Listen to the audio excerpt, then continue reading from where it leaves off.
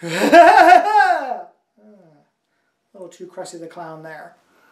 Mwahaha! Yeah, the evil laugh thing is not for me. So maybe taking over the world is not in the books for me. But why don't we play a board game all about that? This is Overlords of Infamy.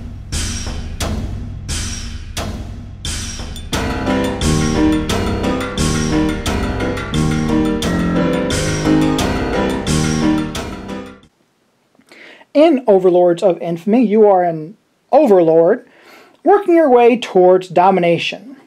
So let's show you what we get in the box. Of course, this is a prototype version, so this is not what the final version is going to look like. It may look fairly close to it. But we have the land here that you will be taking over and performing evil deeds in. So let me show you, first of all, the characters that you get in the game. So these can be done randomly, or if you have a specific one that you really like, you can choose however you want to. So we have Mistress Deep Gills, the Menacing Metal, Viletron, the Lumber Wolf, Lord Ether, Duke Demonhammer, Comrade Borg, and the Dark Shepherd. I hope that was evil enough for me to tell you the names of those characters. So what you're going to do is you're going to pick a character. So let's just, we got Dark Shepherd up here on top, so let's go ahead and pick the Dark Shepherd. On the Dark Shepherd, you're going to look at what their affinity is. And it's right here, and in case you forget, there's the infinity all around the board here, so you know what your affinity is. So the Dark Shepherd's affinity is fauna. So when you do collect the resource of fauna, you're going to collect 2 of those resources instead of just the normal 1. Same for all the other evil overlords. You will get that double collection instead of just the single. Each overlord does have a special ability as well. So for example, the Dark Shepherd's ability is animal magnetism. At the beginning of his turn, if the Dark Shepherd has 2 or fewer lackeys on the board, immediately place another lackey in his barracks. This does not count as an action. So the Dark Shepherd always will have some more lackeys. So if you do having to discard them, the Dark Shepherd has a way of getting them back pretty easily. Well, the first thing you're going to do is you're going to find your home base tile and you're going to place it in the corner closest to you. So let's just say this corner over here is the one that is closest to me. I'm going to go ahead and place my starting tile right there. So then you're going to pick a color that you're going to play in the game. Normally I would pick green, but there's a lot of green on the board and I'm afraid these won't show up. So this time we're going to pick red, because red's going to show up pretty easily here. So, first thing you'll do is you're going to take 3 of your lackeys, and those lackeys are going to go into your barracks, however you want to throw them on there. So those are the ones that you have to start off with. You do have 3 more, but these you'll have to get later on in the game. So these just put off to the side. You also then get your Infamy marker. Your Infamy marker is going to go up here onto level 1. Because right now, people don't know who you are, so you're not very infamous. Your opponents will do the same thing. In a 4-player game, of course, all of the corners are taken. If you're playing in a fewer count game, especially if you're playing in a 2-player game, they do recommend that you play adjacent from each other, because if you played in opposite corners, there'd be no interaction with the way the board is set up. So make sure you do play adjacent to each other if you're playing in a 2-player game. The first thing you will do is you will get 2 Knavery level plots, and you're going to look at those and decide which ones that you want to get. So basically this game is a resource management and resource collection game. So you're going to be using your lackeys to go around onto the board to collect the resources to do these nefarious plots. So, let's see what we have. We can transmogrify dissenters into harmless kittens. Mew mew. So that is pretty interesting. It takes 2 fauna and 1 conjured ore. And remember, I did pick the Dark Shepherd. So when they do get the fauna, they get 2. So this one's a pretty easy one to try to succeed at. And the other one is waft a foul stench through the air. Nasty. That one also does require fauna, food, and wood. But you know what? This one I think I'm going to try for this transmogrified dissenters and the harmless kittens, because who doesn't love kittens? And then all of your dissenters are, well, gone. So the one you don't pick does go underneath the deck. And then you will place your active plot face down in the active nefarious plot. You will be doing a lot of flipping and remembering what it is. That way you remember what you need. But we need to get fauna, 2 of those, and 1 conjured ore. So, on your turn, you have 3 actions that you can take. You can collect a resource, or you can recruit a lackey, you can exploit the land, you can recall a lackey, or if you're really in a bind, you can spend all 3 of your actions to recall all of your lackeys back to your barracks. So I can go ahead and start collecting some resources here, because if you look at my home base, there is a farm right there, so that I can start getting some fauna. So that's what I'm going to do first, is whenever you collect a resource, you have to take a dude from your barracks, one of your lackeys, and you're going to place them on a tile that is within your zone of influence. Your zone of influence, I probably should explain that, is your section of the board. There's a yellow border here with this blue border, so these section is your zone of influence. You can not go out of your zone of influence, with the exception of some other abilities. Generally, this is going to be the area that you're going to be doing all of your evil deeds in, and everybody's going to have their own section. But as I said, we're going to go ahead and we're going to start collecting some resources. So I put my lackey right here on the fauna space. So then you do collect a couple of these fauna tokens. You get some moo cows there. And those will go into your resource section of your board. So that everybody knows that you have collected some fauna. Well, when you do start collecting resources, world tension does go up. So this little world tension guy goes up by 1. So now let's look at my options here. Well, I don't have anything else to collect here, and my plot does require a conjured ore. Well, I have no place to get conjured ore right now, so I'm going to go ahead and I'm going to exploit the land. So to exploit the land, you reach up here into this top corner, and you're going to grab 2 map tiles. The map tiles will have some resources on them that you can place. Well, see here, we already have cows, we already have fauna, so I really don't want this one. And here's some water. It's not super useful for me right now, but I'm going to go ahead and I'm going to take the water one because, well, I already have that one. So I'm going to go ahead and then you place this within your zone of influence, and you place it next to one of your already placed tiles. And of course your home base starts off. So I'm going to go ahead and I'm going to place this little lake right there. Well, I still really want to complete this Navy level plot before anybody else gets to. I have one last action, so I won't be able to complete it this turn, but I can still try to find the resources I need. So what I'm going to do is I'm going to exploit the land one more time and see what we get here. Well, we have a farm here, so I can get a food, or I can come over here and I can get what is called a spark tech. Neither one of those help me right now, but I can do something interesting that I'll show you here right now on this turn. I'm going to go ahead and take this food one, and I'm going to place it right there on the map.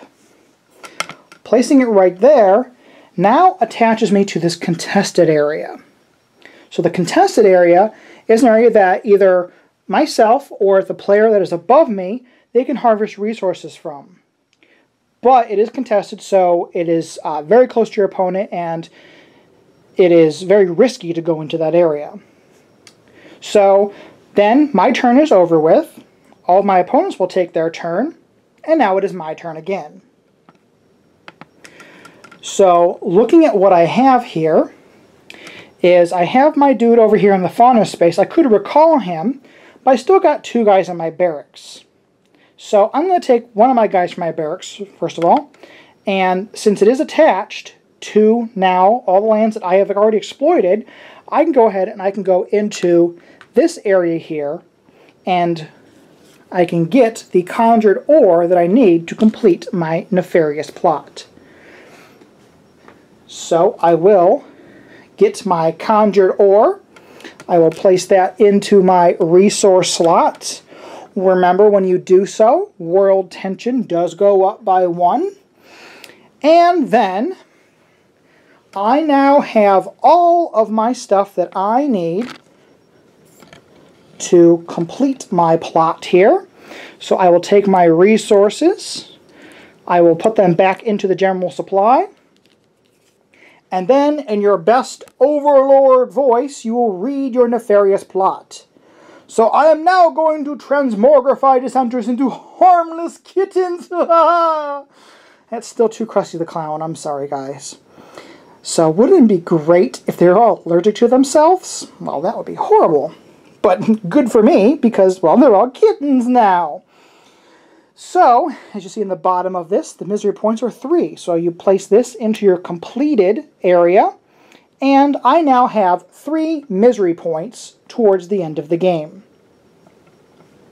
So let me show you some of the other elements of the game that will affect how you play.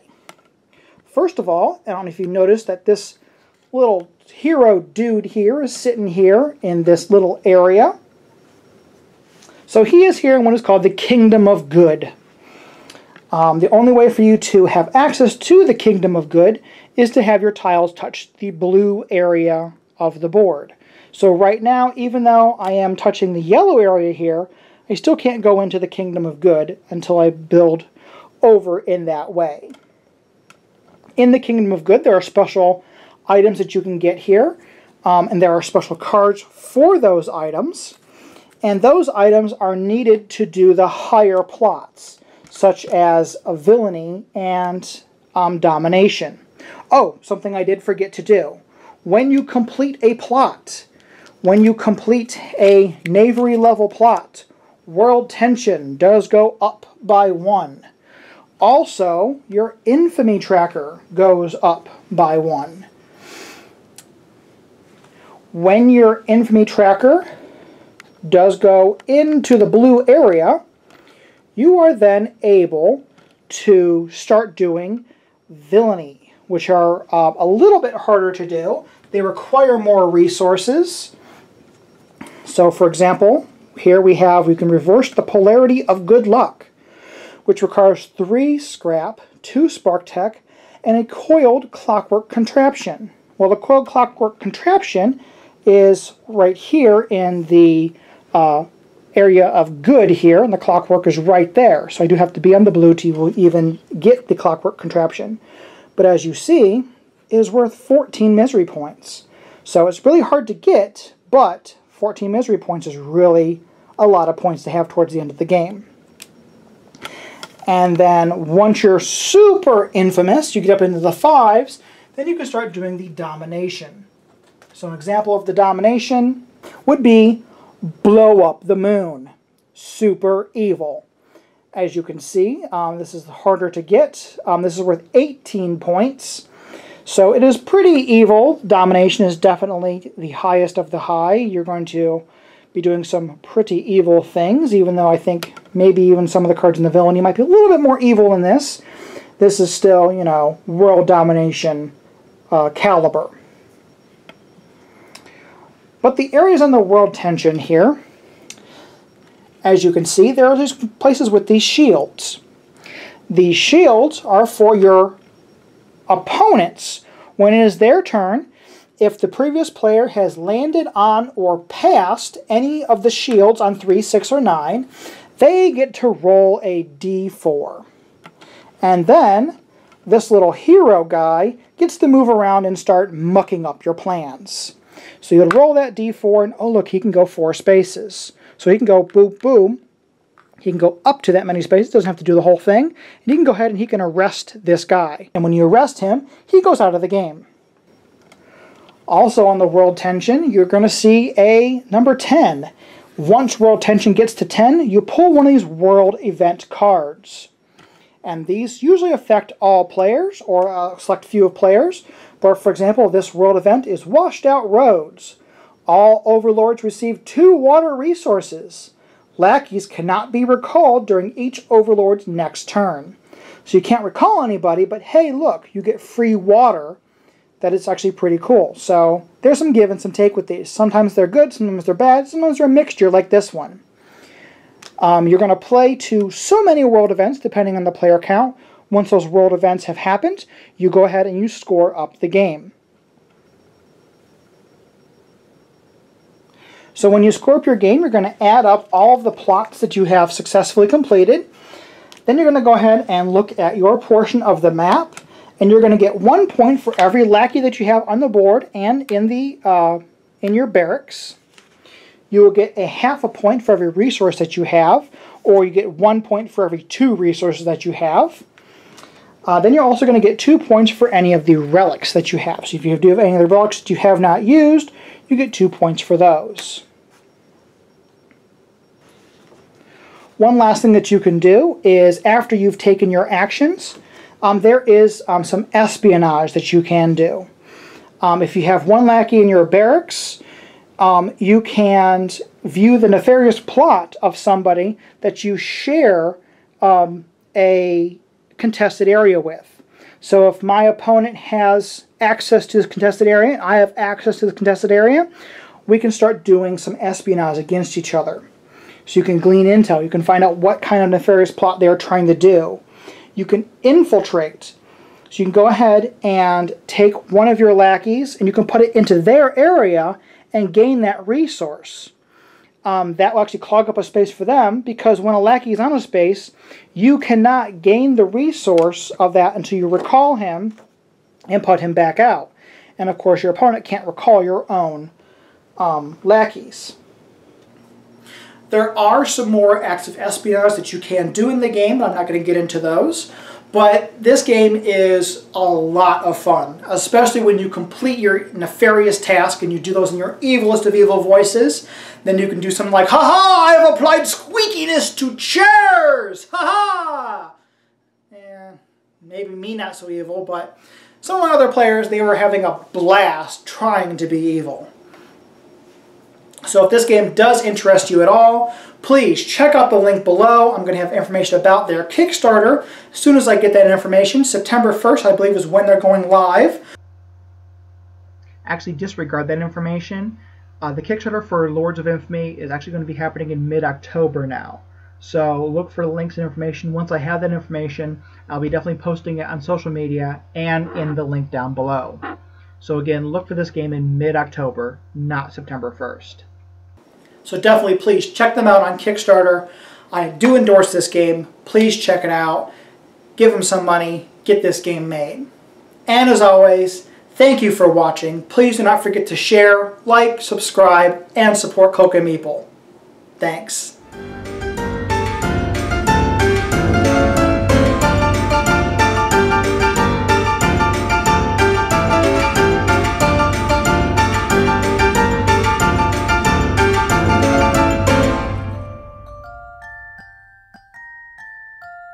Let's have a look at Overlords of Infamy. With the box upside down. That was so good.